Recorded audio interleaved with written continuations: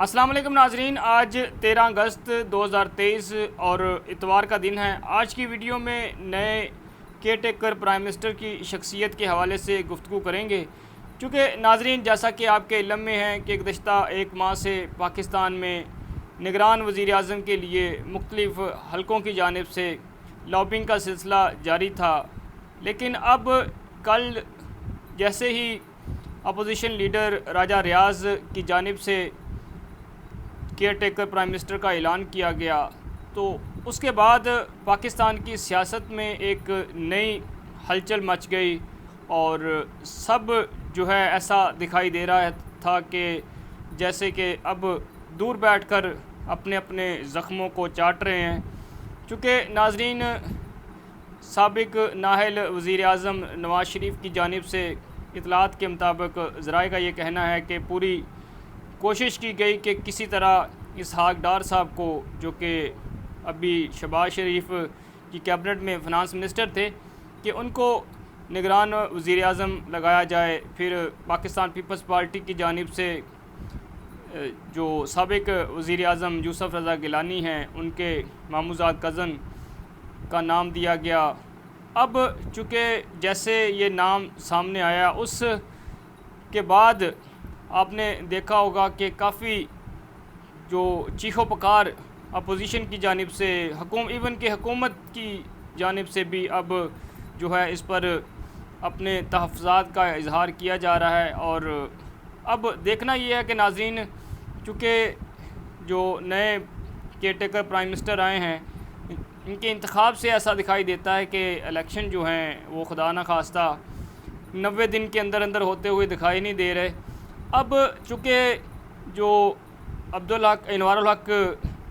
کاکڑ صاحب ہیں، ان کا تعلق چونکہ بلوچستان سے ہے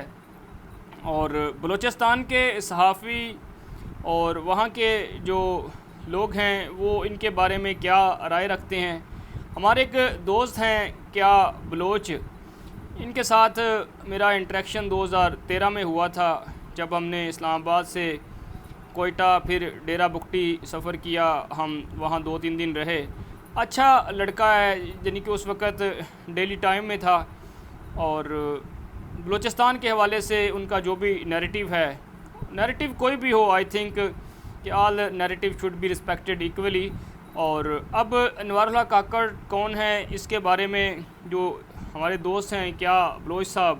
وہ کیا لکھتے ہیں ٹویٹر پہ۔ انوار الحق کاکڑ کون ہیں؟ وہ بلوچستان عوامی پارٹی کے رہنما اور سینیٹر ہیں۔ تعلق ضلع قلعہ سیف اللہ کے علاقے مہاترزئی سے ہے۔ زمانہ طالب علمی میں پشتون اسٹوڈنٹ فیڈریشن کے کارکن رہے۔ اب کیا بلوچ صاحب لکھتے ہیں کہ ایک ذرائع کے مطابق وہ 1990 کے وسط میں لندن گئے اور اپنے آپ کو افغان ظاہر کرتے ہوئے سیاسی پناہ لی۔ اور ناظرین اس سے آگے جا کے وہ لکھتے ہیں کہ نیب نے 2021 میں انوار الحق کاکڑ، جو کہ کیئر ٹیکر پرائم منسٹر نامزد ہوئے ہیں، پر وائس آف بلوچستان کے نام سے ایک جعلی NGO کو Balochistan charity registration and regulatory authority کے تحت رجسٹر کیے بغیر چلانے کا الزام لگایا۔ کاکڑ نے 2016 میں وائس آف بلوچستان کی بنیاد رکھی، جس کا مقصد نوجوانوں کو قومی دائرے میں شامل کرنا تھا۔ تاہم یہ NGO بلوچستان میں فوج پروپیگنڈا سیل بن کر بلوچستان کے حقیقی مسائل سے توجہ ہٹانے کی کوشش کرتا ہے۔ بلوچستان کے ٹیکس دہندگان کے پیسے سے متعلق NGO نے بلوچستان کے سافٹ امیج کو فروغ دینے کے لیے پاکستان بھر سے طلباء کو بلوچستان اور کراچی کے دورے کرائے۔ تاہم انوار الحق کاکڑ کا کہنا ہے کہ سینٹ میں آنے کے بعد انہوں نے اس NGO کے روزمرہ کے معاملات کو دیکھنا بڑی حد تک چھوڑ دیا۔ کاکڑ اس بات سے بھی اتفاق کرتا ہے کہ اس NGO کو پاکستانی فوج کی براہ راست حمایت حاصل ہے۔ یہ NGO بلوچ سیاسی کارکنوں کو گالی دینے اور ٹرول کرنے اور بلوچستان میں فوج کی پالیسیوں پر تنقید کرنے والوں کی آواز دبانے کے لیے متعدد جعلی سوشل میڈیا اکاؤنٹس بھی چلاتا ہے۔ ان کے مالیاتی ذرائع کا علم نہیں، لیکن وائس آف بلوچستان کے ایک سابق ملازم کا کہنا ہے کہ وہ CM سیکرٹ فنڈ سے رقم وصول کرتے ہیں اور ورکرز کو 2022 تک ان کی تنخواہیں ادا کر دی گئیں۔ ناظرین، اب یہ جو ہمارے نئے کیئر ٹیکر پرائم منسٹر ہیں، ان کی شخصیت کا ایک پہلو جو بلوچستان کے جرنلسٹ ہیں جو ان کے بارے میں رائے رکھتے ہیں وہ آپ کے ساتھ شیئر کیا۔ دوسری ان کی شخصیت کا جو پہلو ہے کہ انہوں نے سابق جنرل ریٹائرڈ پرویز مشرف مرحوم کے دور میں سیاست کا آغاز کیا، کاف لیگ کے ٹکٹ سے یہ قومی اسمبلی کے الیکشن میں حصہ لیا لیکن کامیاب نہیں ہو سکے، پھر وزیر اعلیٰ بلوچستان کے ترجمان رہے، مشیر رہے، پھر سینیٹر منتخب ہوئے۔ اب ناظرین، جیسا کہ میں نے شروع میں آپ کو بتایا کہ انوار الحق کاکڑ کے نام کے بعد پاکستان میں، خاص طور پر پاکستان سے باہر اگر بات کی جائے تو سابق نااہل وزیر اعظم نواز شریف کو کافی تحفظات ہیں۔ آپ نے دیکھا ہوگا کہ جب یہ کیئر ٹیکر پرائم منسٹر کا اعلان ہوا تو اعلان اصولی طور پر جو ہے وہ شہباز شریف صاحب کو کرنا چاہیے تھا، لیکن اپوزیشن لیڈر راجہ ریاض صاحب اعلان کر کے تو پتلی گلی نکل گئے۔ جب ان سے مختلف ٹی وی چینلز نے رابطہ کیا تو ان کا موقف یہ تھا کہ میری جو ذمہ داری تھی وہ میں نے ادا کر دی، اب حکومت جانے، اسٹیبلشمنٹ جانے اور کیئر ٹیکر پرائم منسٹر جانے، تو میں تو فیصل آباد واپس آ گیا ہوں۔ لیکن ناظرین، انوار الحق کاکڑ صاحب جن کے بارے میں جو میری ذاتی تھوڑی بہت معلومات ہے، انڈرسٹینڈنگ ہے، نہایت ہی پڑھے لکھے اور نفیس انسان ہیں اور وطن پرست ہے، محب وطنی جو ہے وہ ان کے خون میں شامل ہے۔ تو اس لیے میں نے مناسب سمجھا کہ ان کے خلاف جو بھی یا ان کے حق میں ان کی شخصیت کے دونوں پہلو جو ہیں وہ آپ کے ساتھ شیئر کروں، کیونکہ ناظرین یہ جو انوار الحق صاحب کا جو انتخاب ہے وہ عمومی اسلام آباد میں یہی افواہیں گردش کر رہی ہے یا پھر یہی تاثر جو ہے وہ پایا جاتا ہے کہ پنڈی کی جانب سے ان کا نام دیا گیا ہے۔ اور ظاہر ہے ناظرین، چونکہ جس طرح لابنگ جاری تھی اپنے اپنے کینڈیڈیٹ کے لیے اور مختلف لوگ اب بھی اپنے مقدمات کو ہینڈل کرنے کے لیے کوئی نہ کوئی وزارت جو ہیں اس کا خواب دیکھ رہے ہیں، لیکن اب جس طرح انوار الحق کاکڑ صاحب کا نام سامنے آیا تو گویا یہ موجودہ حالات کے تناظر میں تمام جو حکومتی جماعتیں تھیں، 13 جماعتیں، ان کو یہ کہا گیا ہے کہ جناب آپ کی کوئی حیثیت نہیں ہے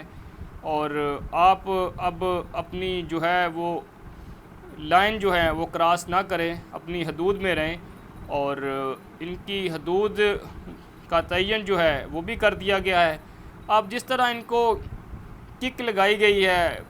کیئر ٹیکر پرائم منسٹر کے حوالے سے نام دے کر اور ان سب کو لے جا کر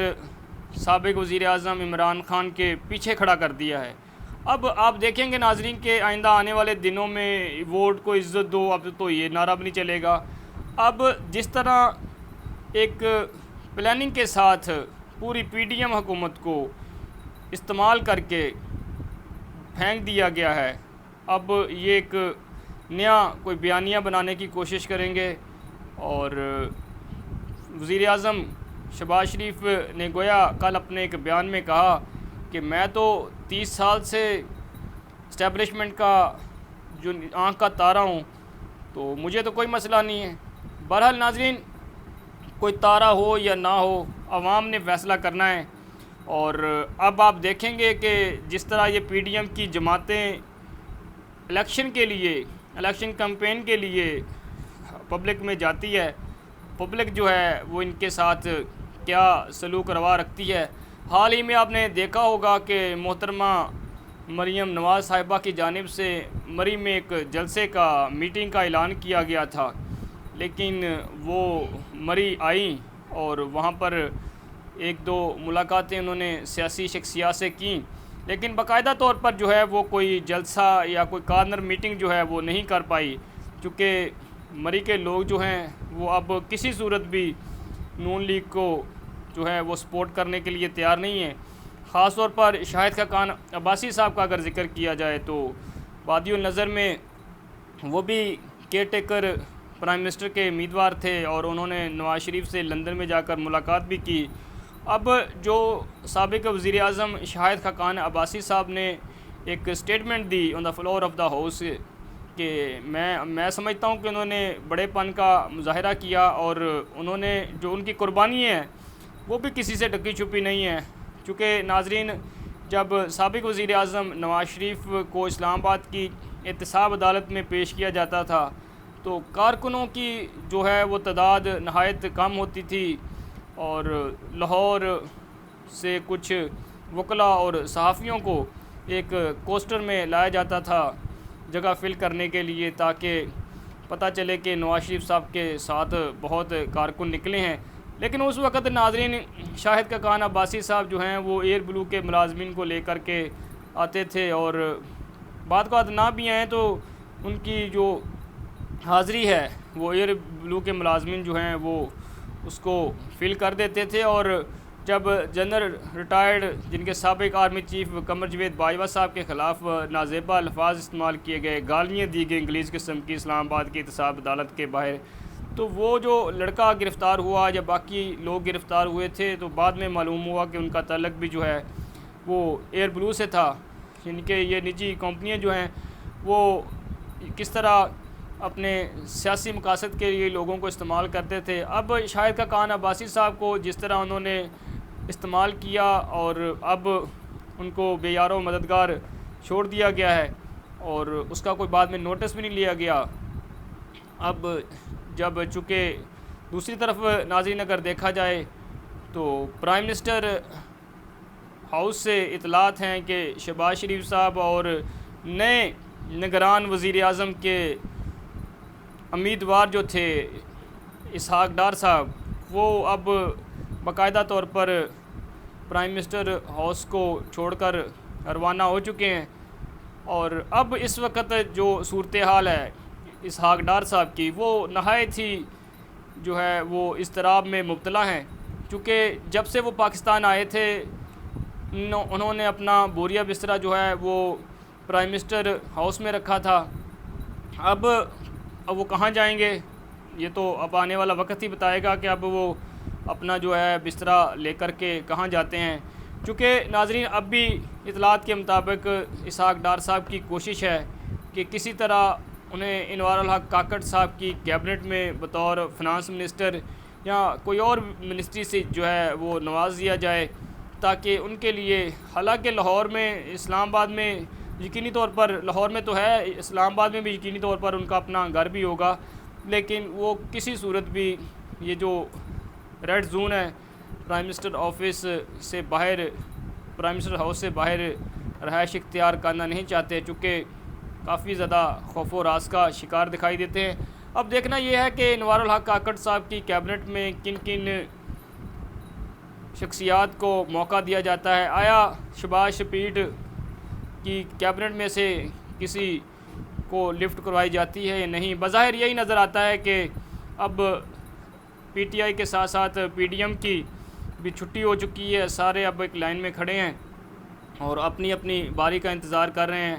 اور الیکشن جو ہیں بظاہر ناظرین 3 ماہ بعد جو ہیں وہ 90 دن کے بعد ہوتے ہوئے دکھائی نہیں دیتے، اور پاکستان کی اس وقت جو صورتحال ہے، سیاسی صورتحال، سیاسی عدم استحکام جو ہے